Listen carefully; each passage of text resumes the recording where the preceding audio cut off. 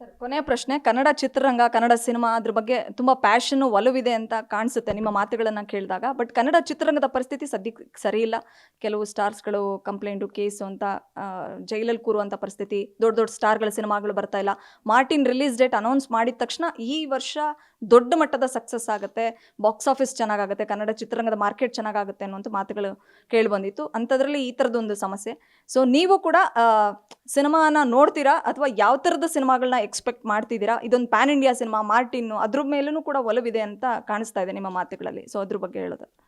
ನೋಡಿ, ಕನ್ನಡ ಚಿತ್ರರಂಗದಲ್ಲಿ ಆದರ್ಶಪ್ರಾಯವಾಗಿರ್ತಕ್ಕಂಥ ಚಿತ್ರಗಳು ಡಾಕ್ಟರ್ ರಾಜ್ಕುಮಾರು ಮತ್ತು ಕೆಲವು ಹಿರಿಯ ನಟರುಗಳಿಗೆ ಹೋಯಿತು. ಇವತ್ತು ಈಗಿನ ಟ್ರೆಂಡಿಗೆ, ದಿನಗಳಲ್ಲಿ ಈಗಿನ ಟ್ರೆಂಡಿಗೆ ತಕ್ಕಂಗೆ ಚಲನಚಿತ್ರಗಳನ್ನು ತೆಗಿತಾ ಇದ್ದಾರೆ. ನಾವು ಕಾಲ ಬದಲಾಗ್ತಾ ಇದೆ, ಸಮಸ್ಯೆಗೆ ತಕ್ಕಂಗೆ ನಾವೂ ಸಹ ಬದಲಾಗುವಂಥ ಮನಸ್ಥಿತಿಗಳು ಬದಲಾಗ್ತಾ ಇದ್ದಾವೆ. ಸೊ ಹೀಗಾಗಿ ಯಾವುದೇ ಆಗಲಿ ಕನ್ನಡ ಚಿತ್ರರಂಗದಲ್ಲಿ ಈ ದೊಡ್ಡ ಮಟ್ಟದ ಬಜೆಟನ್ನಿಟ್ಟು ಚಿತ್ರ ತೆಗೆಯತಕ್ಕಂಥದ್ದು, ಇದರ ವ್ಯಾಪ್ತಿ ಭಾಳ ಕಡಿಮೆ ಇದೆ. ಆದರೂ ದೊಡ್ಡ ಮಟ್ಟದ ಚಿತ್ರಗಳನ್ನು ತೆಗೆಯುವಂಥದ್ದು ಸುಲಭ ಅಲ್ಲ.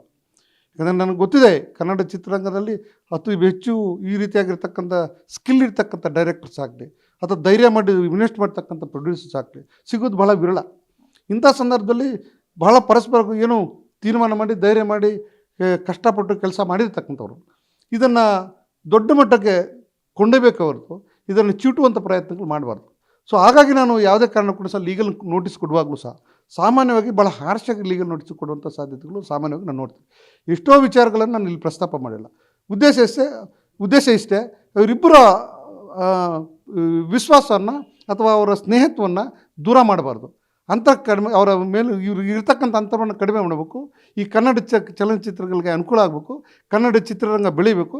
ಈ ಪರಸ್ಪರ ಒಡಂಬಡಿಕೆ ಮಾಡಿಕೊಂಡು ಒಳ್ಳೆತನದಿಂದ ಇವರನ್ನು ತೀರ್ಮಾನ ಮಾಡಿಕೊಂಡು ಚಿತ್ರ ಬಿಡುಗಡೆ ಆಗಬೇಕು, ಒಳ್ಳೆ ದುಡ್ಡು ಗಳಿಕೆ ಮಾಡಬೇಕು, ರಾಷ್ಟ್ರೀಯ ಮತ್ತು ಅಂತಾರಾಷ್ಟ್ರೀಯ ಮಟ್ಟದಲ್ಲಿ ಹೆಸರು ಮಾಡಬೇಕು.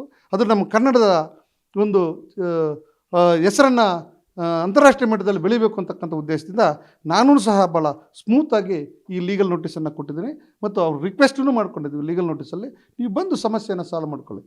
ಎಷ್ಟು ಕೊಡಬೇಕು, ಎಷ್ಟು ಕೊಡಬಾರ್ದು, ಏನು ಮಾಡಬೇಕು, ಏನು ಬರಬಾರ್ದು, ಇರ್ತಕ್ಕ ಶಾರ್ಟ್ ಟೈಮ್ ಇರೋದ್ರಿಂದ, ಚಿತ್ರ ಚೆನ್ನಾಗಿ ಮೂಡಿ ಬಂದಿದೆ ಅಂತಕ್ಕಂಥ ಹೇಳ್ತಾ ಇರೋದ್ರಿಂದ ನೀವು ಬಂದು, ಯಾಕಂದರೆ ಸಾಕಷ್ಟು ಪ್ರಚಾರ ಆಗಿದೆ, ರಾಷ್ಟ್ರೀಯ ಮಟ್ಟದಲ್ಲಿ ಪ್ರಚಾರ ಆಗಿರ್ತಕ್ಕಂಥ ಚಿತ್ರ.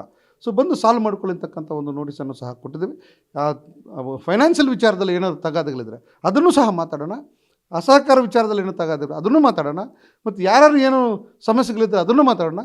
ಆದರೆ ಇವತ್ತು ಟಿ ವಿಯಲ್ಲಿ ಬಂದಂಗೆ ಯಾವುದೇ ಕಾರಣಕ್ಕೂ ಅರ್ಜುನನ್ನು ಅರೆಸ್ಟ್ ಮಾಡ್ತಾರೆ, ಅರ್ಜುನ್ 50 ಲಕ್ಷ ತಗೊಂಡಿದ್ದಾರೆ, ಅವೆಲ್ಲ ಸುಳ್ಳು ಮಾಹಿತಿಯನ್ನು ಸಹ ಕೊಟ್ಟಿರ್ಬೋದು ಅಂತಕ್ಕಂಥ ನನ್ನ ಅಭಿಪ್ರಾಯ. ನಾನು ಇವತ್ತಿಗೂ ಸಹ ಇವನ್ ಪ್ರೊಡ್ಯೂಸರ್ಗೆ ಅವ್ರಿಗೇನು ಕೆಟ್ಟದಾಗಲಿ ಅಂತ ಬಯಸ್ಲಿಕ್ಕಾಗೋದಿಲ್ಲ. ಯಾಕಂದ್ರೆ ಅಂಥ ಪ್ರೊಡ್ಯೂಸರ್ಸ್ ಇದ್ದರೆ ಒಳ್ಳೆ ಬೆಳಿಬೋದು. ಬಟ್ ಆದರೆ ಇಂಥ ಡೈರೆಕ್ಟ್ರುಗಳನ್ನ ಕಳ್ಕೊಂಡ್ರೆ ಕನ್ನಡ ಚಿತ್ರರಂಗಕ್ಕೆ ಲಾಸ್ ಆಗ್ತದೆ. ಸೊ ಕನ್ನಡ ಚಿತ್ರರಂಗ ಲಾಸ್ ಆಗ್ಬೋದು. ಕರ್ನಾಟಕದಲ್ಲಿ ಈ ಒಂದು ಪ್ರತಿಭೆಗಳಿಗೆ ತೊಂದರೆ ಆಗಬಾರ್ದು ಅಂತಕ್ಕಂಥ ದೃಷ್ಟಿಯಿಂದ, ಸಮನ್ವಯದಿಂದ ಈ ಸಮಸ್ಯೆಯನ್ನು ಸಾಲ್ವ್ ಮಾಡತಕ್ಕಂಥ ದೃಷ್ಟಿಯಿಂದ ಒಂದು ಲೀಗಲ್ ನೋಟಿಸನ್ನು ಕೊಟ್ಟು ಕೂತ್ಕೊಂಡು ಸಾಲ್ವ್ ಮಾಡ್ಕೊಳ್ಳಿರ್ತಕ್ಕಂಥ ಮಾತನ್ನು ಹೇಳಿದ್ವಿ.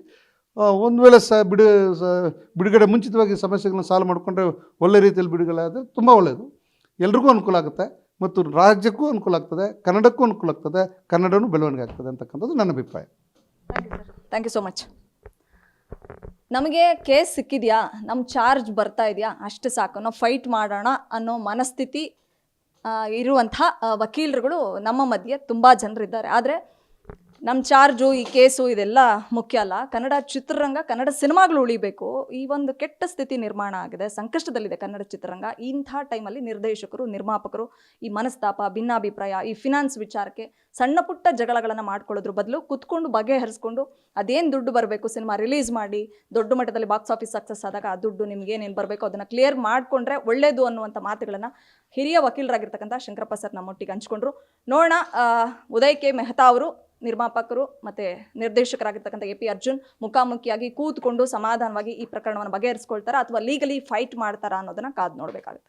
ಬೆಂಗಳೂರಿನಿಂದ ಕ್ಯಾಮ್ರಾ ಪರ್ಸನ್ ಪರಶುರಾಮ್ ಜೊತೆ Vishalakshi, entertainment bureau, guarantee news. Guarantee news, ಸುದ್ದಿ ಖಚಿತ, ನ್ಯಾಯ ನಿಶ್ಚಿತ.